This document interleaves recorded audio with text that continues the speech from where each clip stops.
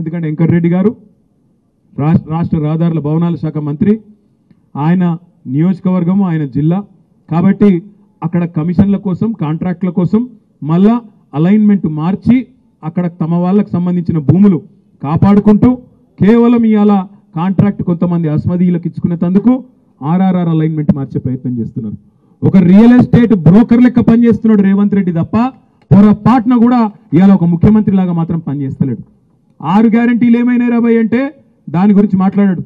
100 రోజులు అయిపోయింది, 300 రోజులు దాటింది కదా, 100 రోజులు చేస్తా అన్న హామీలు ఏమైనాయి, రుణమాఫీ ఏమైంది, 2500 ఏడవైంది అంటే దాని గురించి చెప్పడు. మాట్లాడితే మూసి అంటాడు లేదా హైడ్రా.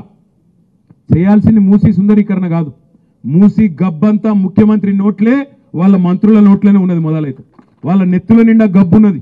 దిక్కుమాలిన మాటలు, దిక్కుమాలిన ఇష్టం వచ్చిన రోత ఉట్టించే మాటలు, మామూలు మనుషులు మాట్లాడే మాటలు కూడా కాదు.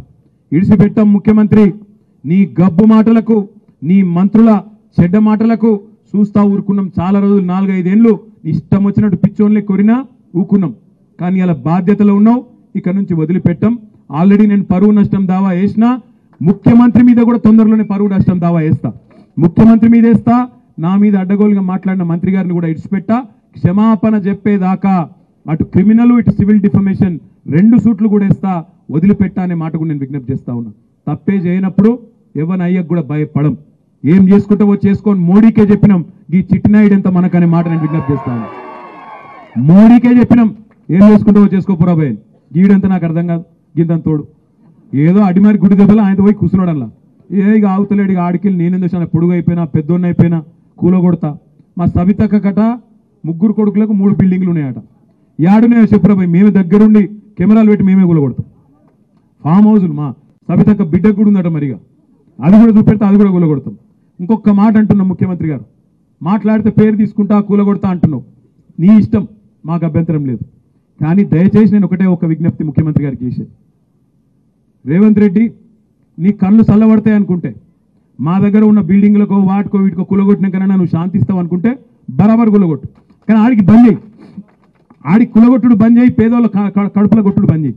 మా ఇల్లు కులగొడితే నీ కడుపు చల్లబడుతుంది అనుకుంటే మా కులగొట్టు, ఆడికి ఆపేయి. పేదవాళ్ళకి మాత్రం కులగొట్టుడు దయచేసి ముట్టుకోకు. ఎందుకంటే ఇవాళ బాధ అనిపిస్తున్నది.